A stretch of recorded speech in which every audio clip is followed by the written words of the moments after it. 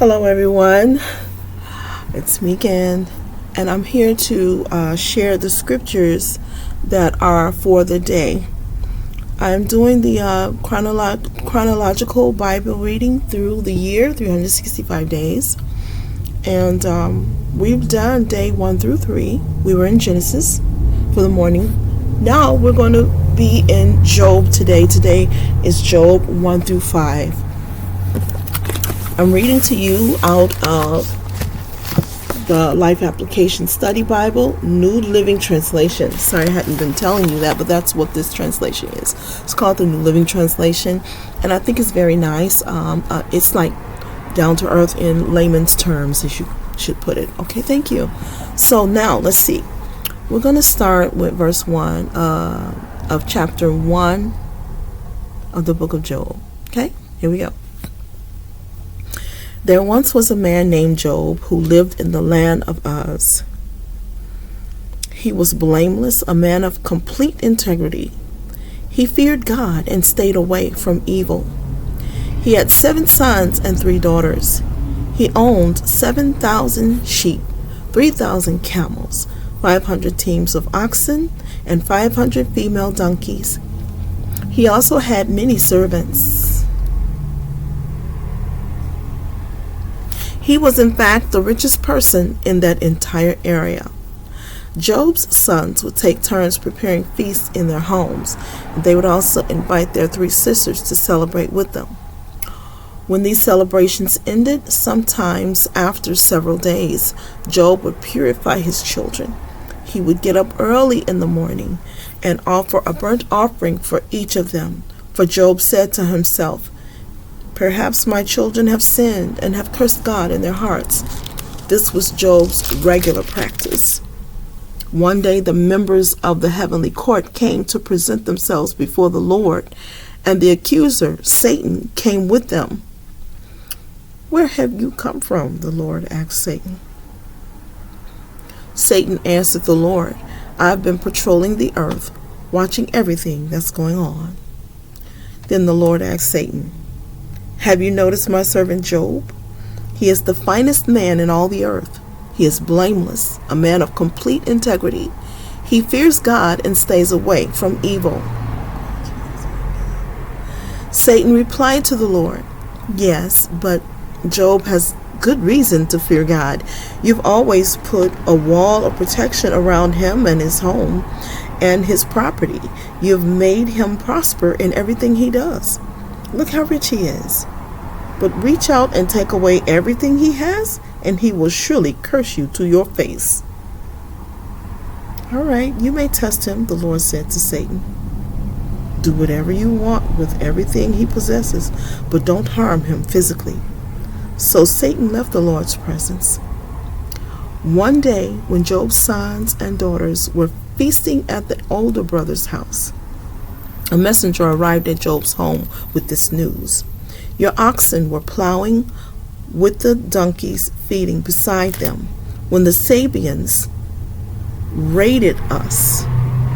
They stole all the animals and killed all the farmhands. I'm the only one who escaped to tell you." While he was still speaking, another messenger arrived with this news: "The fire of God has fallen from heaven and burned up your sheep and all the shepherds. I'm the only one who escaped to tell you." While he was still speaking, a third messenger arrived with this news: 3 bands of Chaldean raiders have stolen your camels and killed your servants. I'm the only one who escaped to tell you. While he was still speaking, another messenger arrived with this news: "Your sons and daughters were feasting in their elder brother's home. Suddenly a powerful wind swept in from the wilderness and hit the house on all sides. The house collapsed, and all your children are dead. I'm the only one who escaped to tell you." Job stood up and tore his robe in grief. Then he shaved his head and fell to the ground to worship. He said, "I came naked from my mother's womb, and I will be naked when I leave." The Lord gave me what I had, and the Lord has taken it away. Praise the Lord.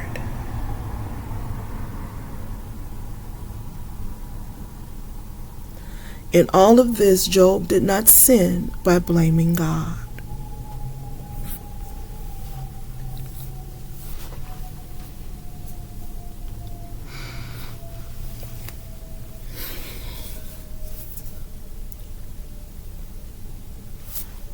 Okay, Job chapter 2. Job's second test. One day the members of the heavenly court came again to present themselves before the Lord, and the accuser, Satan, came with them. Where have you come from? The Lord asked Satan. Satan answered the Lord, I've been patrolling the earth, watching everything that's going on. Then the Lord asked Satan, have you noticed my servant Job? He is the finest man in all the earth. He is blameless, a man of complete integrity. He fears God and stays away from evil, and he has maintained his integrity, even though you urged me to harm him without cause. Satan replied to the Lord, skin for skin. A man will give up everything he has to save his life, but reach out and take away his health, and he will surely curse you to your face.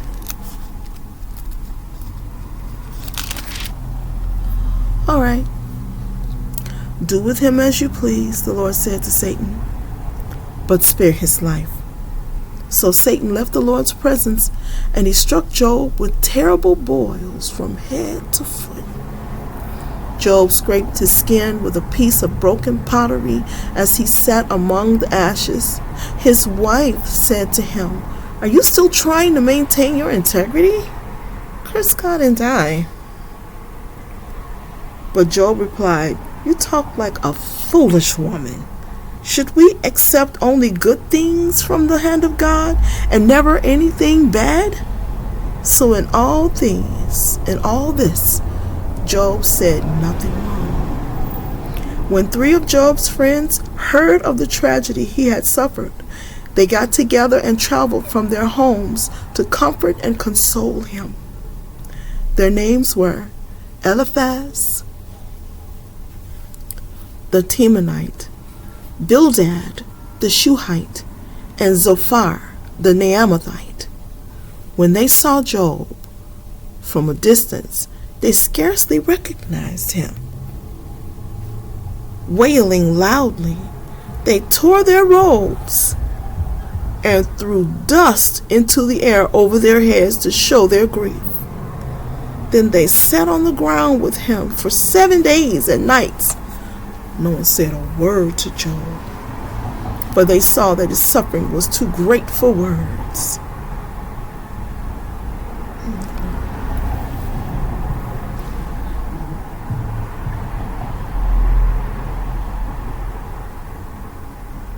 Chapter 3.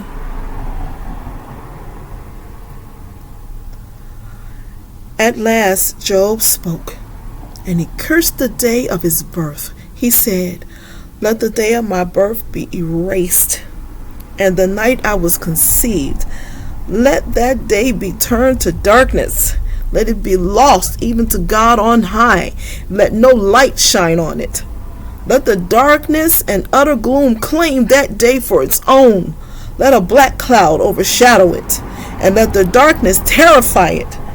Let that night be blotted off the calendar, never again to be counted among the days of the year, never again to appear among the months. Let that night be childless. Let it have no joy. Let those who are experts at cursing, whose cursing could rouse Leviathan, curse that day.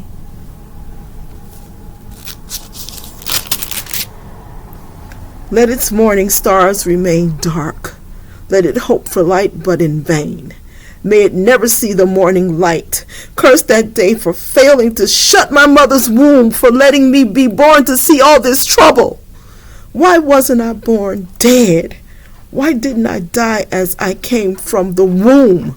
Why was I laid on my mother's lap? Why did she nurse me at her breast? Had I died in birth, I would now be at peace. I would be asleep and at rest. I would rest with the world's kings and prime ministers, whose great buildings now lie in ruins. I would rest with princes rich in gold, whose palaces were filled with silver. Why wasn't I buried like a stillborn child, like a baby who never lives to see the light? For in death the wicked cause no trouble, and the weary are at rest. Even captives are at ease in death, with no guards to curse them. Rich and poor are both there, and the slave is free from his master. Why give light to those who in misery, and life to those who are bitter? They long for death, and it won't come. They search for death more eagerly than for hidden treasure. They're filled with joy when they finally die, and rejoice when they find the grave. Why is life given to those with no future? Those God has surrounded with difficulties. I cannot eat for sighing. My groans pour out like water. What I always feared has happened to me. What I dreaded has come true. I have no peace, no quietness. I have no rest. Only trouble comes.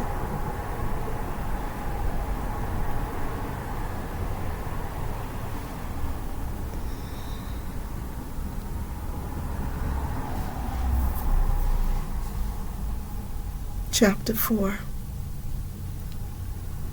Then Eliphaz the Temanite replied to Job, "Will you be patient and let me say a word?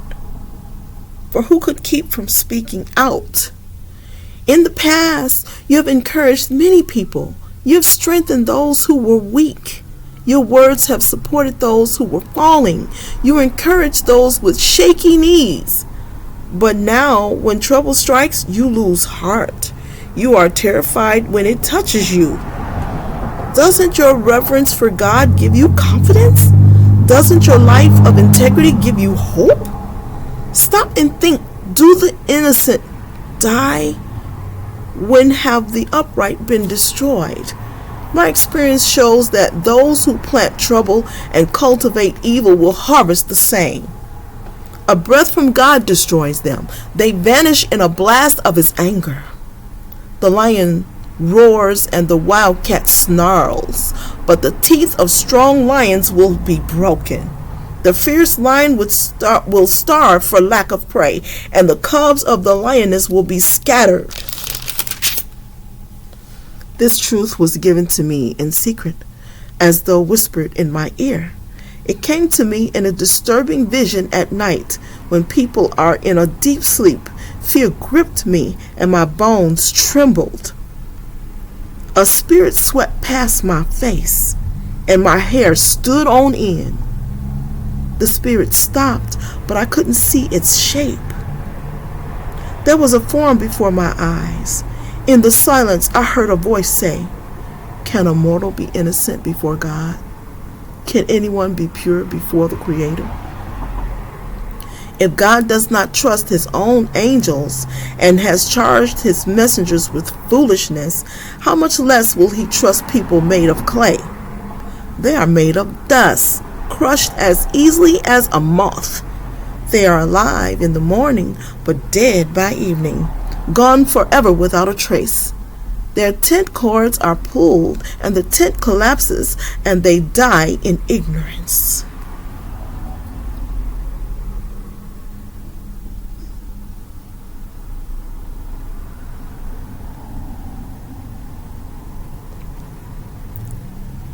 Chapter 5. Cry for help, but will anyone answer you? Which of the angels will help you? Surely resentment destroys the fool, and jealousy kills the simple. I've seen that fools may be successful for the moment, but then comes sudden disaster. Their children are abandoned far from help. They are crushed in court with no one to defend them. The hungry devour their harvest, even when it is guarded by brambles. The thirsty pant after their wealth. But evil does not spring from the soil, and trouble does not sprout from the earth. People are born for trouble, as readily as sparks fly up from a fire. If I were you, I would go to God and present my case to Him. I would go to God and present my case to Him. He does great things, too marvelous to understand. He performs countless miracles. He gives rain for the earth and water for the fields. He gives prosperity to the poor and protects those who suffer. He frustrates the plans of schemers, so the work of their hands will not succeed. He traps the wise in their own cleverness, so their cunning schemes are thwarted. They find it as dark in the daytime as they grope at noon as if it were night. He rescues the poor from the cutting words of the strong and rescues them from the clutches of the powerful. And so at last the poor have hope, and the snapping jaws of the wicked are shut. But consider the joy of those corrected by God. Do not despise the discipline of the Almighty when you sin. For though He wounds, He also bandages. He strikes, but His hands also heal. From 6 disasters He will rescue you. Even in the 7th, He will keep you from evil. He will save you from death in time of famine, from the power of the sword in time of war. You will be safe from slander and have no fear when destruction comes. You will laugh at destruction and famine. Wild animals will not terrify you. You will be at peace with the stones of the field, and its wild animals will be at peace with you. You will know that your home is safe. When you survey your possessions, nothing will be missing. You will have many children. Your descendants will be as plentiful as grass. You will go to the grave at a ripe old age, like a sheaf of grain harvested at the proper time. We have studied life and found all this to be true. Listen to my counsel and apply it to yourself.